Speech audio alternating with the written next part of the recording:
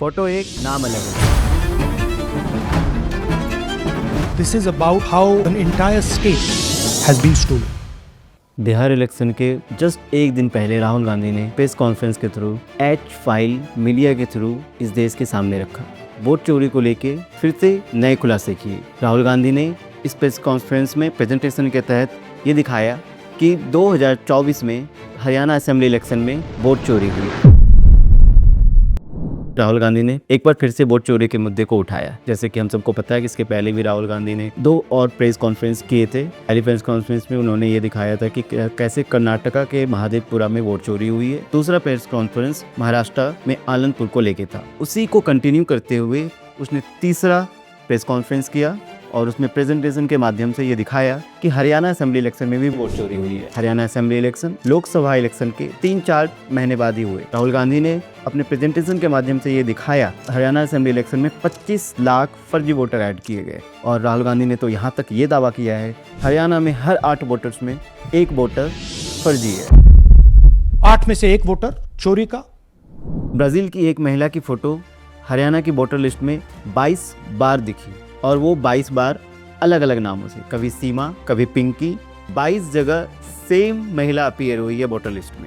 दूसरी ओर house number 0 को लेके भी कई सवाल खड़े हुए थे, जिसमें इलेक्शन कमीशन ने ये बताया था कि हमारे देश में बहुत सारे ऐसे लोग जिनके पास घर नहीं है, वो ट्रैफिक पे सोते हैं, वो रोड पे सोते हैं, तो उनका कोई एक फिक्स एड्रेस नहीं है, तो वैसे लोगों को हाउस नंबर 0 में इंक्लूड किया जाता है। लेकिन राहुल गांधी ने यह दावा किया कि उनकी टीम किसी नरेंद्र कुमार को ढूंढते हुए पहुंची जिसका हाउस नंबर 0 था। तो वो लोग हैरान थे क्योंकि नरेंद्र कुमार का एक प्रॉपर पक्का मकान था।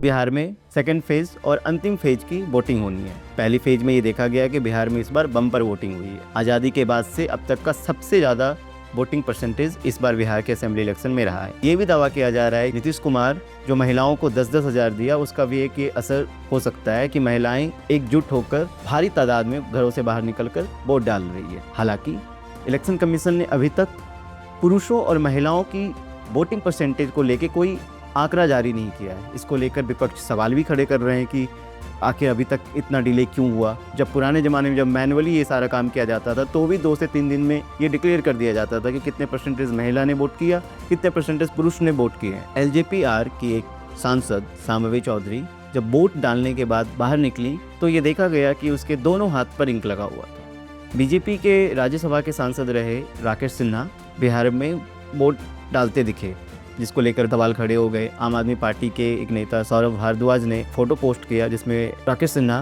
दिल्ली असेंबली इलेक्शन में भी वोट डालते हुए नजर आ रहे हैं। तो इस बात को लेकर एक बहस छिड़ गई कि 6 महीने पहले कोई इंसान दिल्ली असेंबली इलेक्शन में वोट डाल रहा है, वहीं सेम इंसान 7 से 8 महीने के बाद बिहार में वोट डाल रहा है। सिर्फ राकेश सिन्हा ही नहीं बल्कि ऐसे कई लोगों की फ़ोटो वायरल हुई। बिहार इलेक्शन के दौरान एक और खबर सामने आई जिसमें ये देखा गया कि बिहार के जो मजदूर हैं जो दूसरे राज्यों में जाकर काम करते हैं, हरियाणा, पंजाब, इन सभी जगहों से, खास कर हरियाणा से देखा गया कि हरियाणा से लोगों के लिए एक स्पेशल ट्रेन की व्यवस्था की गई जिसमें लोगों को बिहार भेजा गया वोट डालने के लिए। हालांकि अब तक की जो वोटिंग परसेंटेज बढ़ी है उसमें सारी पार्टी अपनी अपनी संभावनाएं तलाश कर रही है। हर किसी का ये दावा है कि जो बढ़ा हुआ परसेंटेज है वो मेरे फेवर में गया है।